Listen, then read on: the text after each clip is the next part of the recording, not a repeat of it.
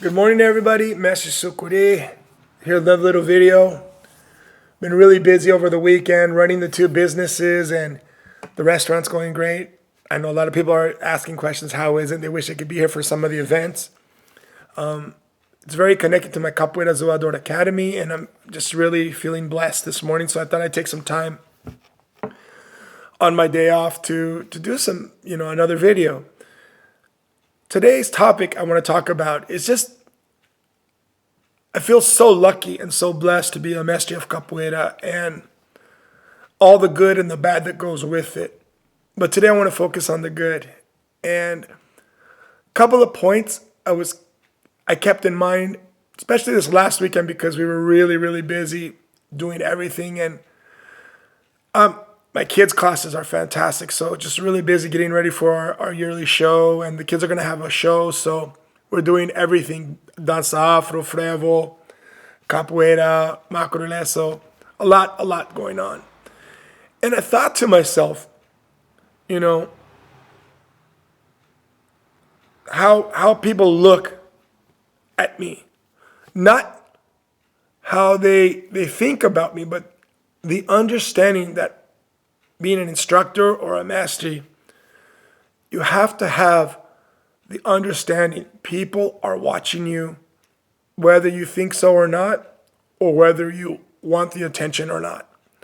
Once you take up the mantle of being a master or an instructor or a group leader of any kind, people are going to be watching you.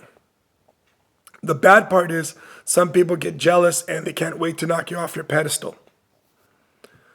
The good news is that you can rally support and you can help guide people if you're coming from a good place to do something better. For example, me, through Capoeira, and that people are looking also puts a responsibility on me, whether I want it or not. It's there. So I think it's really important for people to understand being a master, also an instructor. I don't want to keep going back and forth, so I'm going to use the word master, whether you're a master or not. And people are watching. So let's keep that in mind. I think it's important. It can be a very positive tool to gain support and to enact things or projects that you might not have a chance to do regularly. The second thing, I was laughing because sometimes I catch myself with a small point and keep, correcting it when someone's training or something. Like, no, the negativa, just a little bit more. Just turn here, put your hand there, looking, all these little points. And I realized mastering more than anything, especially when you're teaching, is coaching. Has there ever been a coach who never said anything? No, they're constantly saying, okay, a little bit better here, a little bit better, because we have to be perfectionists. I don't expect my students ever to be perfect. I don't expect me to be perfect. But I do believe we have to constantly strive to be better. I know it's hard for people to constantly be motivated and constantly move forward, and it's not everyone who can do it, and not everyone. This is just the reality of life. But I think for me, being a master, it's really important to push people. Not put, that's lack of a better word, but simple understanding, push people. Try to motivate people. A helping hand, guiding, but coaching. Not just in capoeira, but in life. Sometimes people don't want to hear it. Sometimes people, they're hearing it too much. But at the end of the day, when you don't do it, then people aren't going to be moving forward. So coaching, I think it's something we also have to keep in mind as a Mestre of Capoeira. We are coaches, and we got to keep supporting and taking forward, which takes me to something that I really, really hold very dear to my heart. The concept that we don't just build down, we got to build up. I know it sounds simple, but a lot of times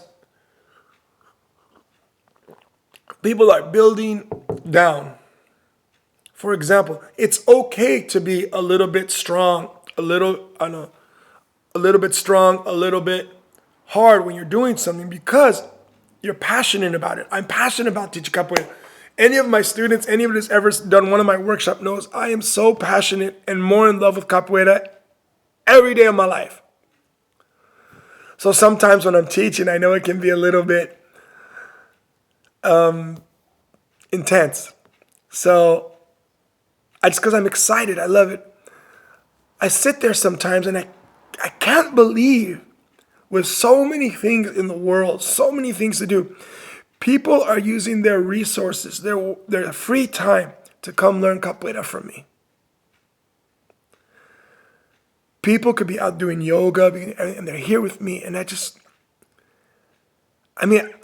still can't believe it sometimes, Been here, this year we'll be doing 20 years of Capoeira Zoador in August, and I just can't believe it.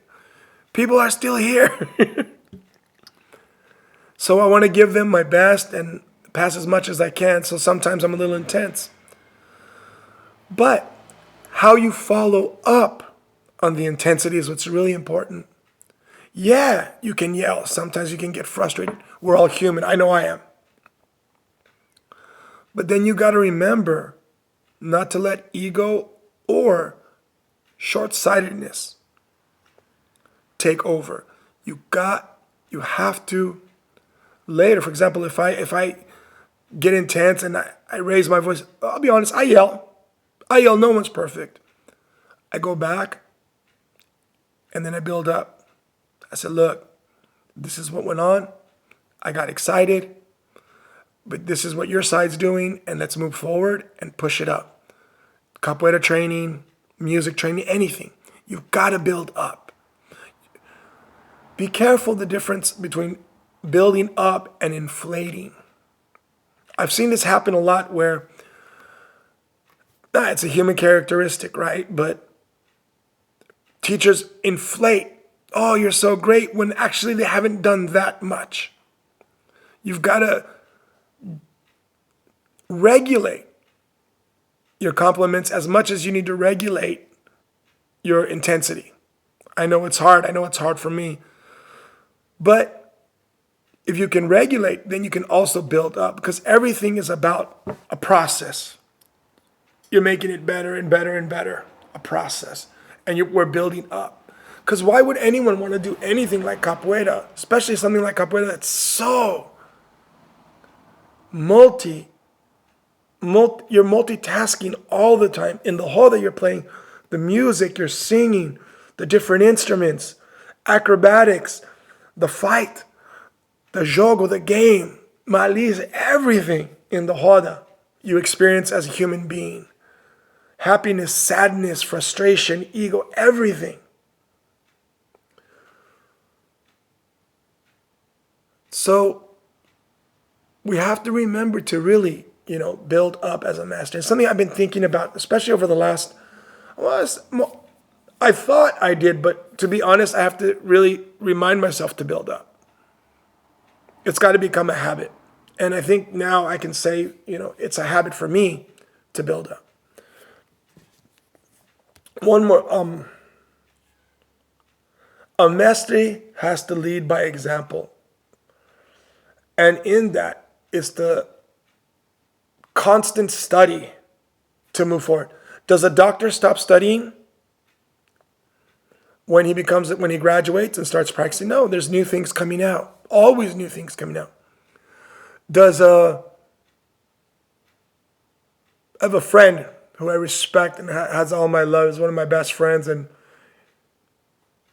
he works IT, and he's constantly reading all the time. I am so impressed by how much he reads that it just, wow.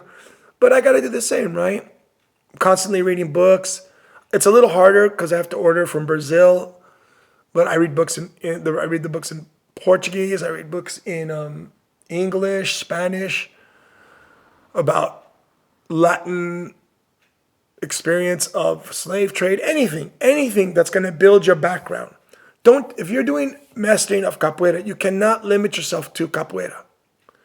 You have to read books. I know not every book is perfect, not everything, and people are going to say, oh, that's not good, this is good. But you're exposing yourself to you're exposing yourself constantly to different information. I mean, I have this book. You know, I'm learning more and more about music, how music works, the cultural background. Constantly enriching myself to be a better mestre. Knowledge is not only power, but knowledge is structure. Knowledge is something that you can pass on to people, to your students. So as a mestre, I really believe you need to constantly be studying. And there's no excuse. Because there's so much more information now than there was years ago. I remember doing my master's degree in Latin American Studies at San Diego State, and how excited I was when I found out as a graduate student you can request books from other university libraries. Yeah, books, not electronic files, nothing. I actually had to wait a week or two for that book, and I had to go through the card catalogs, and I've done it all. And fortunately, by the time I got to college, we had the computer, but I got information about old books printed in Portuguese, about capoeira, slave resistance, anything I could get my hands on.